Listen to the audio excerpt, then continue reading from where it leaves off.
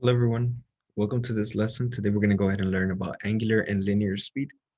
Okay, so before we go ahead and begin, I want to go ahead and practice a little bit with this little warm-up. So go ahead and graph negative 3 pi over 4 and 4 pi over 6. So go ahead and pause the video and give these a try. Okay, so let's go ahead and begin. For the one on the left, negative 3 pi over 4, hopefully you saw that this right here, this little negative sign, went ahead and changed the direction of your angle. So keep in mind, if this would have been a positive, it goes in this direction, counterclockwise, and if it was a negative like this one, it will go in this direction, clockwise, because it's negative. So what that means for us is that now instead of using the top side of the quadrant 1 and quadrant 2 to be represent our pi, we're going to go ahead and use the bottom side, which is quadrant 3 and quadrant 4, these right here, quadrant 3 and quadrant 4. And this is the direction it'll be good, negative pi, since we're going from the x-axis, if you will, from center position, all the way to negative pi. So this right here, friendly reminder, we're going to go ahead and split each pi, right, the pi into sections of 4, and we want a total of 3 sections. Okay, so let's go ahead and make these little marks. So hopefully you're able to see that if I get 180 and I divide it into 4, I should have equal sections of 45. In our graph, we're going to go ahead and sketch these like this, and we can go ahead and see that if I split these diagonally, I get 4 equal sections, right? Each section being a pi over 4. So let me go ahead and do it in different color. So right here I have 1, right here I have 2, right here I have 3, and 4 sections. So ideally I have negative, right here I would have negative 4 pi over 4. Okay, so here I want to go ahead and find just 3 sections of this. So I'm going to get my highlighter, and I should have from here, and the third section is right here. So I should have something like that as my angle. Okay, so sorry, let me go ahead and do it in a different color. So from here to here, right? Something like that. Okay, let's go ahead and try the next one. And we have 4 pi over 6. Keep in mind that these are both even, so we could ideally reduce this, and keep in mind 4 pi over 6.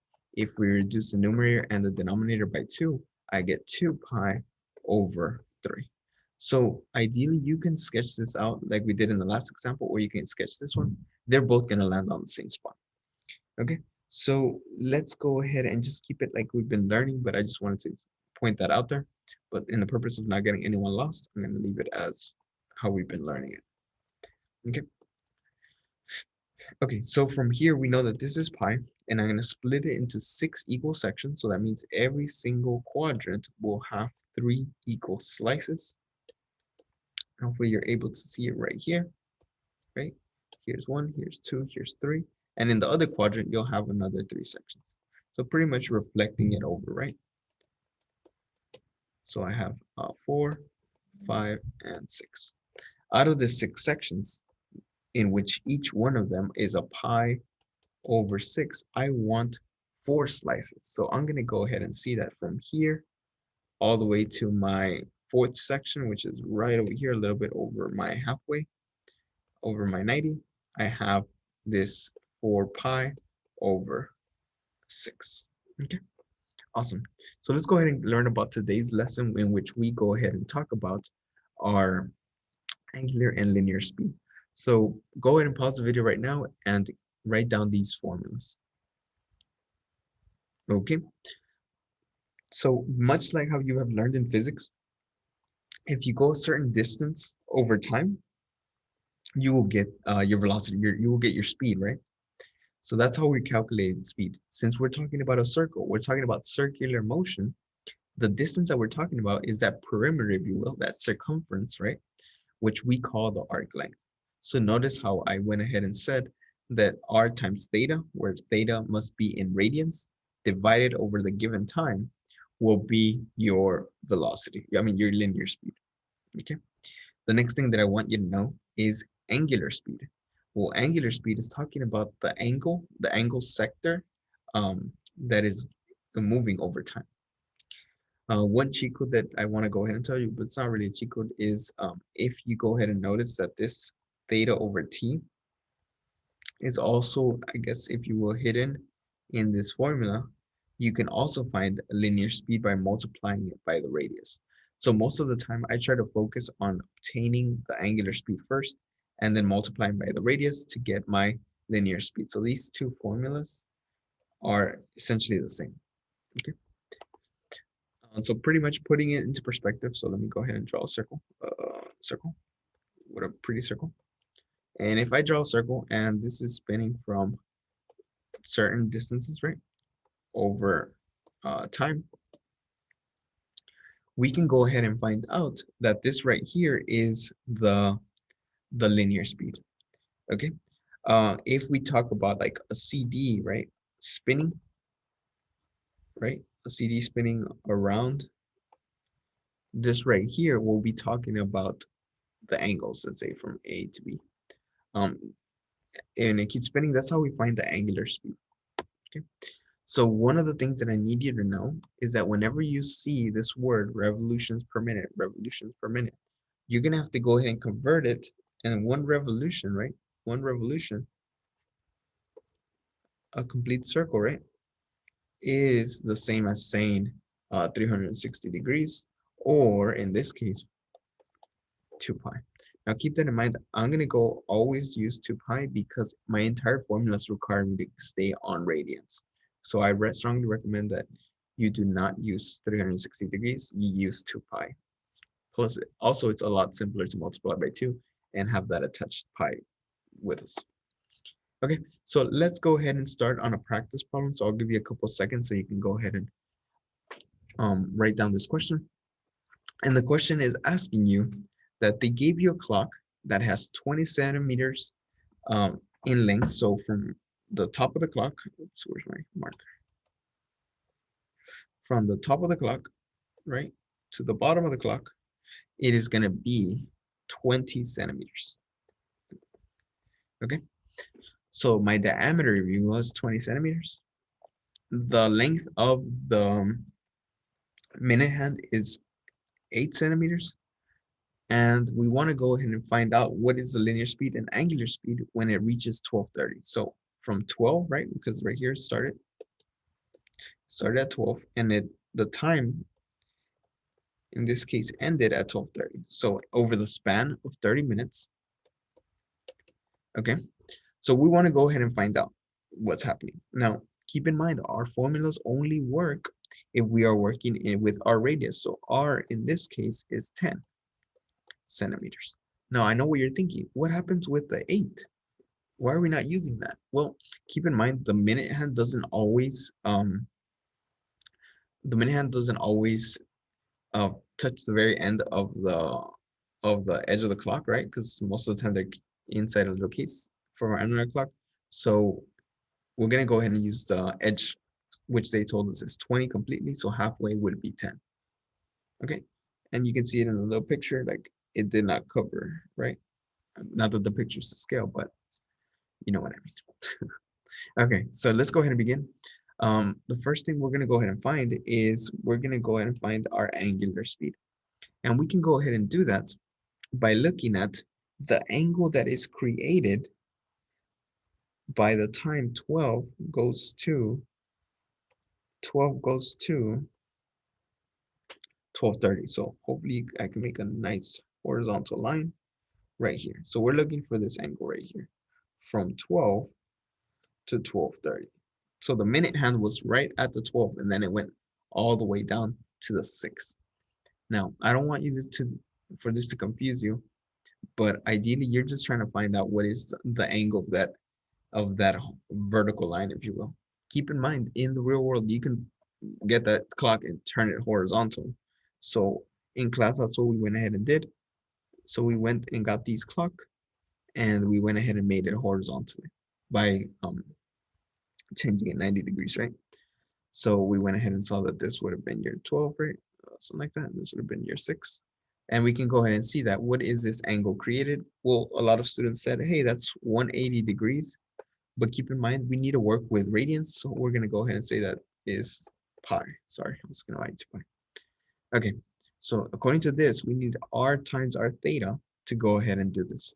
So my radius sorry, not this question. Sorry, that's linear. Theta divided by t. Okay, so my theta is pi.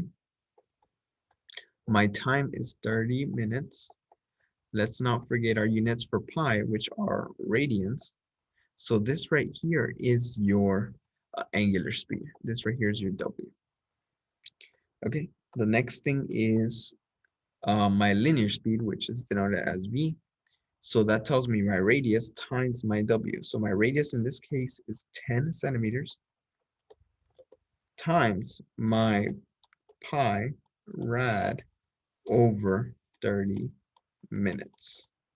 Okay, now what I want you to know is that this 10 centimeters is over 1 rad. All the units will be whether it is centimeters, inches, feet, miles, kilometers, metric, or standard, whatever the length will be, it will be over 1 unit. And this is essential because it helps us get rid of these right here, these rads. Okay. Alrighty, so let's go ahead and see that if we multiply straight across, we get 10 pi centimeters divided by 30 minutes. Okay, we can still reduce this, and our velocity will be pi centimeters over 3 minutes. So that makes sense. We have a distance, centimeters, that is being divided by a certain unit of time, which is minutes. So that worked out pretty good. Okay. I don't know if my video is covering this right here, but we have the equations right here that I had on the previous page, just right here. So keep in mind you will be using velocity. I'm sorry, linear speed is r times w. Okay, so we have Elon Musk wants to build a Tesla truck to have 24-inch wheels. He plans on a max speed of 150 revolutions per minute. What is the linear and angular speed of these wheels? Okay, so let's go ahead and give that a try. The first thing I like to find, guys, is the angular speed. So we have 1050 revolutions per minute. 1 minute, right? 150 revolutions per 1 minute. And we're going to try to find the angular speed by converting this into angles, right?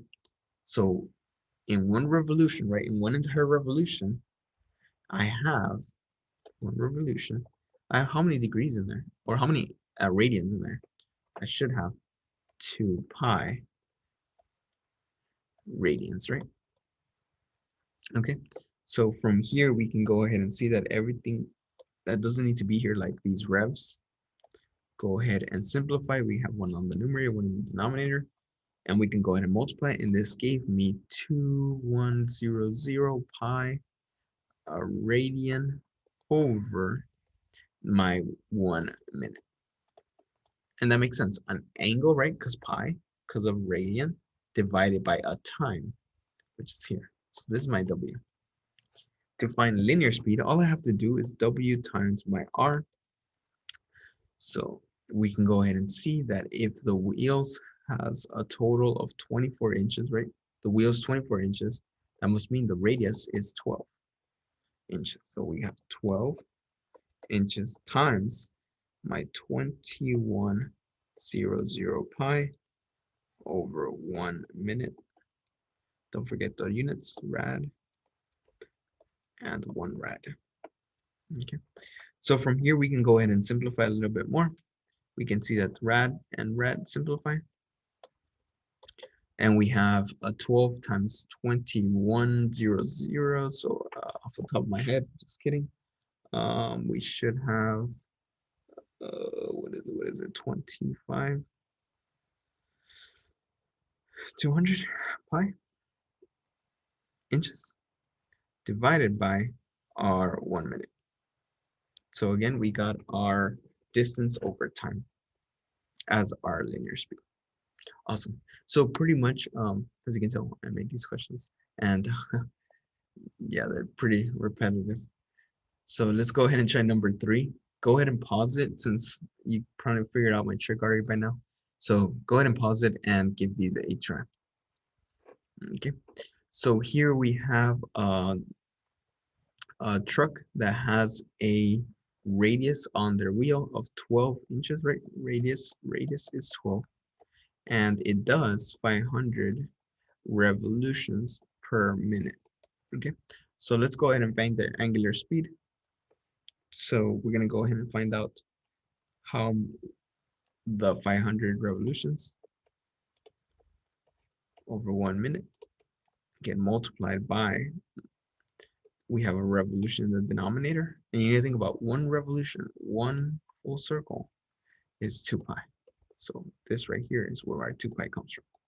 And we just multiply and I get 1,000 pi, don't forget your units, rad, divided by my 1 minute as my angular speed. The next thing that I have is my linear speed, which tells me, hey, all you have to do is multiply by here, by our angular speed. So my linear speed is radius times w. So we have our radius, which we just said is 12 inches over rad, multiplied by 1,000 pi rad over 1 minute. So we can go ahead and see that we have some units that will go ahead and simplify this rad right here and this rad right here.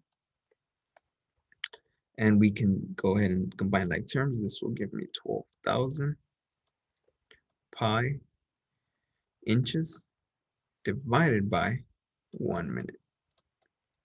Okay. Keep in mind, you could ideally put this in the calculator and get a more, a better, not a better answer, but an approximation of what multiplying by 3.14 would be. But this right here would be okay, and it's technically more accurate. Okay, so that's pretty much how we find linear and angular speed. Keep in mind, this is not the only way to find it.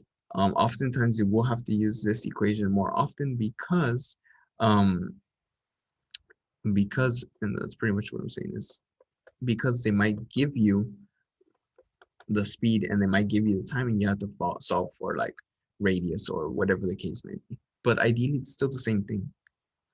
Okay.